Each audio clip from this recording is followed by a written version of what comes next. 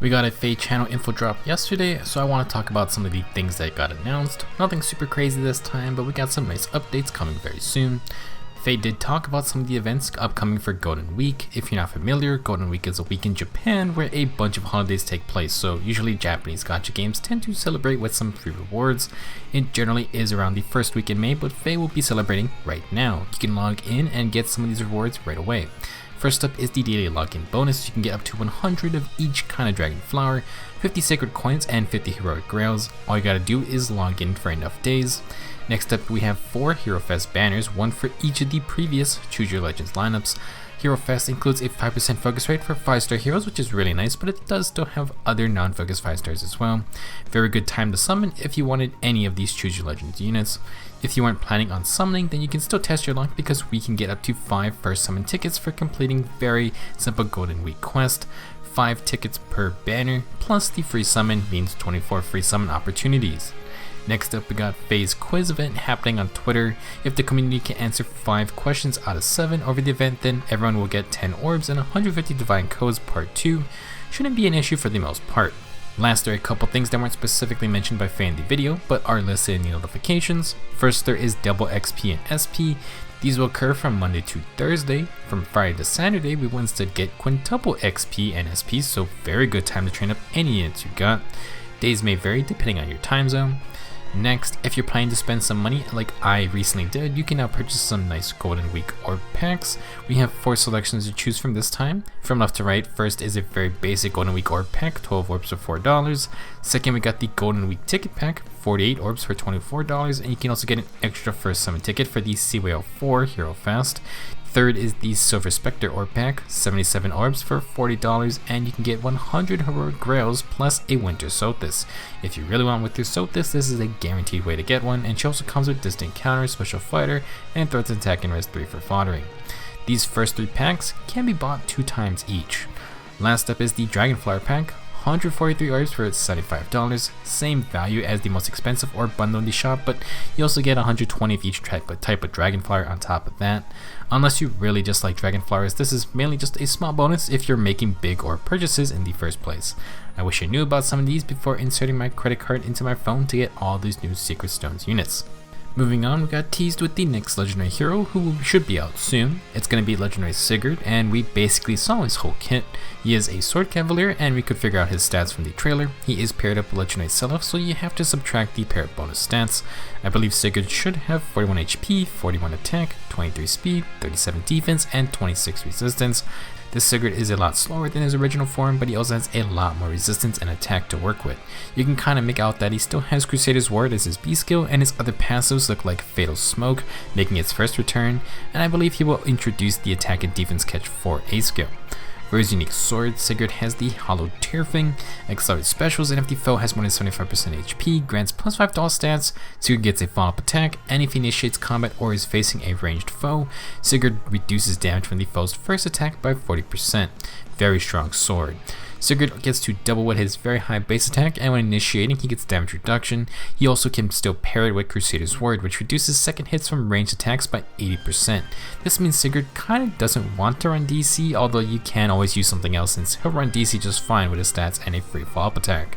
Now for his unique special, Sigurd has Holy Knight Aura, and this is a crazy skill, literally just added on, no special activation required. Sigurd gets 1 extra movement every turn. He is basically a 4 movement cavalier unless you do not use Holy Knight Aura. I think they did this to prevent Sigurd from running Gale Force or a more damaging special, but this is a 2 cooldown special that boosts damage by 25% of Sigurd's attack stat. Draconic Aura is only 30% of your attack on a 3 cooldown, so Holy Knight Aura, it definitely isn't bad. Now, after triggering Holy Knight Aura, after combat, Sigurd grants plus 6 attack to himself and all his allies for 1 turn, plus everyone also gets 1 extra movement. I believe this is the first time ranged cavaliers get access to 4 movement, as you can see from the screenshot I took. Since Sigurd just needs to proc Holy Knight Aura to give everyone 1 extra movement, this would be a very annoying thing to deal with in something like Aether Raids. He can be stopped by guard or no follow-up, but if Sigurd can pre-charge Holy Knight Aura, then well, you better not let him attack at all. If last year was all about damage reduction, then this year is for sure all about mobility creep, Kanto, Pathfinder, 2-space warping, and well, we got specials now that are just handing out extra movement to everyone. Legendary Sigurd should be coming out on April 28th. You got about a week to get him as well. Moving on, we got a preview of Update 5.5, which is coming May 6th, next month. We got a look at the upcoming Legendary Remix units. If you're unfamiliar, basically Legendary Remix banners are a way of buffing older Legendary heroes while also moving them to a new Remix banner, separate from the current rotation of Legendary / Mythic banners. This time, Legendary Ryoma is getting some love. His unique Bushido beast skill is getting upgraded.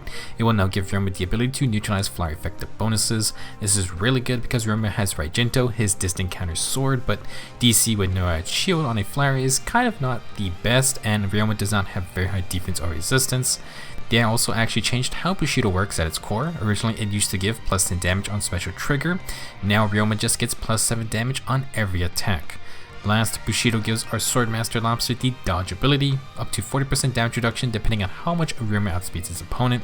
If you ever played Fates, then you would know that Ryoma is just a monster who does not get hit at all, and then he kills everything with his infinite durability distant counter sword. Legendary Ryoma won't be dodging the full damage of all attacks in Feh, but he needs any help he can get, and his new additional skill will be Attack and Speed Rain 3, which inflicts -4 attack and speed debuffs.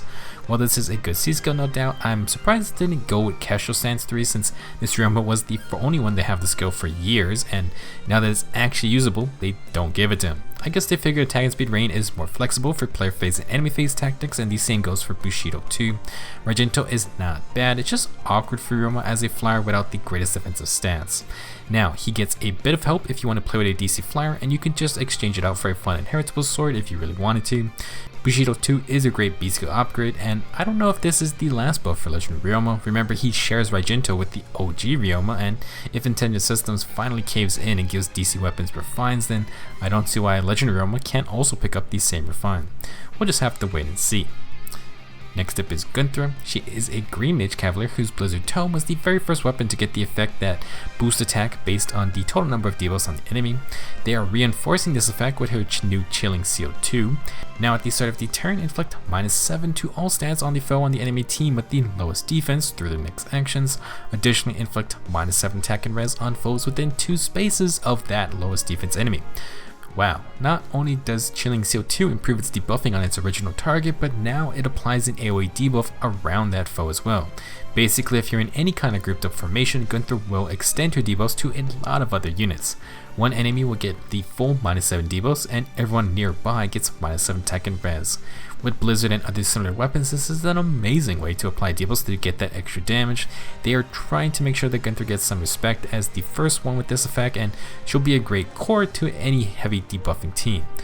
For her new skill, Gunnthra will also be getting attack and res solo 4, a hell of a lot more useful than Fortress res. In general, Gunnthra will still have the same game plan of playing around her debuffed foes, but now she can be a one-woman debuffing threat. If you got a team of mages or are using the mage cav line, then Gunnthra will be a very nice addition to the team. As a reminder, if you have any copies of Gunnthra or Legendary Ryoma, they will get their new skills updated automatically. Next update revolves around My Summoner, who will be getting 2 new My Summoner options you can choose from, and boy, I wonder which one is going to be the more popular one. Additionally, they are expanding the summoner weapon types to swords, lances, axes, and red, blue, and green tomes. While colorless tome for Braid Blick is fun, you can now really customize your summoner, and this opens up more skill options. I assume the effect of Dire Braid Blick will still be the same. With your new and improved summoner, we have a couple of Human Strike quests that revolve around getting kills with the summoner. Very basic, defeat 5 foes and you get 60 Divine Codes Part 2. Also being added to Myrna Strike is the auto-create feature, which is basically trying to give you the highest scoring team possible if you aren't really sure what you're doing. Once you're done getting some KOs, you can also send the summoner to the Aether Resort, and you'll be able to use all these structures as well. Last new feature is pretty great, and it's the addition of reserves. You can transfer any unused units from the barracks to your reserve barracks. I assume this basically just means you won't have immediate access to these units for modes like Arena Assault, but you can save some space to clean up your barrack.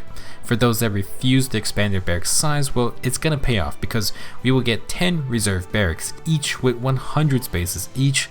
Altogether, that is 1,000 extra unit space, and you can transfer from reserves to barracks or other reserves at any time without any cost or anything.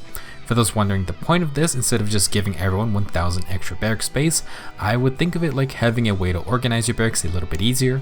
For example, if you like collecting units but you don't use everyone, you can just send them to one reserves and pull them out anytime.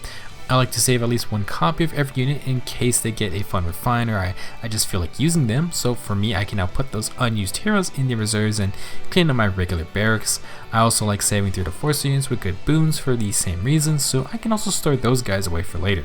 While combat manuals largely help clean up the barracks of your 3 to 4 star units you are really never going to use, we just have so many characters that the reserves is a great addition. There are easily over 75 hero grail units just by themselves, so if you keep each one of those, then that's already a ton of space used up. As far as I can see, reserves are an amazing feature for everyone. That's it for now. Not the biggest update, but this year we had no summoning pool changes, and those usually come with this April Feh Channel. We also got the Celestial Stones last update, and I feel like that would have been a good fit for a Feh Channel announcement. Still, we got some Golden Week events, Legendary Sigurd, more Legendary Remix buffs, and some very fun quality of life updates. Good stuff is coming, so go get those Golden Week rewards right now. Thanks for watching. I'll see you guys in the next video.